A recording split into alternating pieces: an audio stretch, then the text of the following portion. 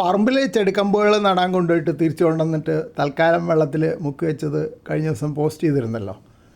അപ്പോൾ money plant ആണെങ്കിൽ അങ്ങനെ വെച്ചാൽ എന്തായാലും വേര് പിടിക്കുന്നുള്ളത് എനിക്ക് ഉറപ്പാണ്. പലതവണ ചെയ്തിട്ടുണ്ട്. മറ്റ് ചെടികൾക്ക് അത്ര എളുപ്പമല്ലെന്ന് എനിക്കറിയാം. എന്തായാലും നമുക്കൊന്ന് അവലോകനം ചെയ്യാം എന്തൊക്കെയാണ് ചെയ്യേണ്ടത്.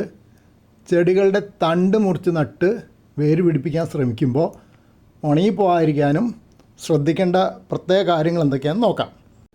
നല്ല ആരോഗ്യമുള്ള തണ്ട്, അതായത് കേടൊന്നുമില്ലാത്ത ചെടിയിൽ നിന്ന് വേണം എടുക്കാൻ എന്നുള്ളത് പ്രത്യേകം പറയേണ്ട കാര്യമില്ല. പിന്നെ ഇലകളുടെ കടയുണ്ടല്ലോ, ഇല മുളച്ച് വരുന്ന ഭാഗം, അതിനാണ് മുട്ടുകൾ അഥവാ നോഡ്സ് എന്ന് പറയുന്നത്. അതിന് തൊട്ട് താഴെ വെച്ച് വേണം മുറിക്കാൻ.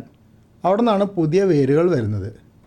വൈകുന്നേരങ്ങളിലോ അല്ലെങ്കിൽ രാവിലെ വെയിൽ വരുന്നതിന് തൊട്ട് മുമ്പോ തണ്ട് മുറിക്കുന്നതാണ് ഏറ്റവും നല്ലത്.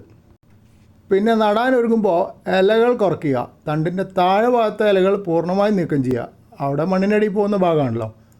മുകളിലെ വലിയ ഇലകൾ ഉണ്ടെങ്കിൽ അവ പകുതിയായി മുറിച്ച് കളയുന്നത് ജലാംശം നഷ്ടപ്പെടുന്നത് തടയാൻ സഹായിക്കും. എന്ന് വെച്ച് കഴിഞ്ഞാൽ ട്രാൻസ്പിറേഷൻ അഥവാ ബാഷ്പീകരണം വഴി ഇലകൾ ജലാംശം നഷ്ടപ്പെടുത്തുമല്ലോ, അത് തടയാൻ വേണ്ടിയിട്ടാണ് ഉദ്ദേശിച്ചത്. പിന്നെ തണ്ടുകൾ ചെരിച്ച് മുറിക്കുക.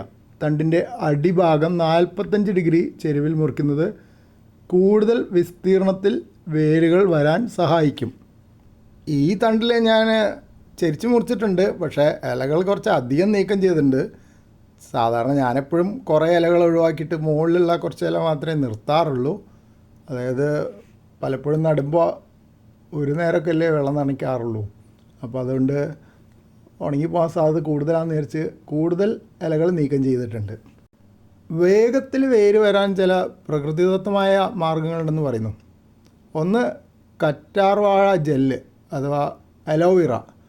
അത് പുരട്ടി കഴിഞ്ഞാൽ അണുബാധ തടയാനും വേര് വരാനും സഹായിക്കും. അതായത് മുറിച്ച ഭാഗത്താണ് വേണ്ട കേട്ടോ. തേനും അതുപോലെ തന്നെ ഒരു പ്രകൃതിദത്ത ആൻറ്റിസെപ്റ്റിക് ആണ്. അത് തേച്ച് നടുന്നത് വേര് ചീഞ്ഞു പോകുന്നത് ഒഴിവാക്കുമെന്ന് പറയുന്നു. പിന്നെ റൂട്ടിംഗ് പൗഡർ കടകളിൽ നിന്ന് വാങ്ങാൻ കിട്ടും. റൂട്ടിംഗ് ഹോർമോൺ ഞാൻ മുമ്പ് ഉപയോഗിച്ച് നോക്കിയിട്ട് വലിയ ഗുണമൊന്നും കിട്ടിയില്ല, അതുകൊണ്ട് ഇപ്പോൾ പരീക്ഷിക്കുന്നില്ല. പിന്നെ മേലെ പറഞ്ഞ 2 കാര്യങ്ങളും എൻ്റെ കയ്യിൽ ഇപ്പോൾ തൽക്കാലം ഇല്ല. കറ്റാർവാഴയില്ല, തേനും ഇല്ല. പണ്ട് തറവാട്ടിലെ വീട്ടിലൊക്കെ ഇത് ഈസി ആയിട്ട് കിട്ടുമായിരുന്നു, പക്ഷെ ഇപ്പോൾ വഴിയില്ല, അതുകൊണ്ട് അതും പരീക്ഷിക്കുന്നില്ല. സാധാരണ മണ്ണിൽ നടണേക്കാട്ടും ഒരു പോട്ടിംഗ് മിക്സിൽ നടന്നത് വേര് പിടിക്കാൻ കൂടുതൽ നല്ലതെന്ന് പറയുന്നുണ്ട്. അത് ഞാൻ അവിടെ സ്ഥിരമായിട്ട് ഉപയോഗിക്കാറുണ്ട്. അടുത്തുള്ള നഴ്സറിയിൽ നിന്ന് വിളിച്ച് പറഞ്ഞാൽ അവർ പോട്ടിംഗ് മിക്സ് ചെറിയ ചാക്കിൽ ഇവിടെ എത്തിക്കും.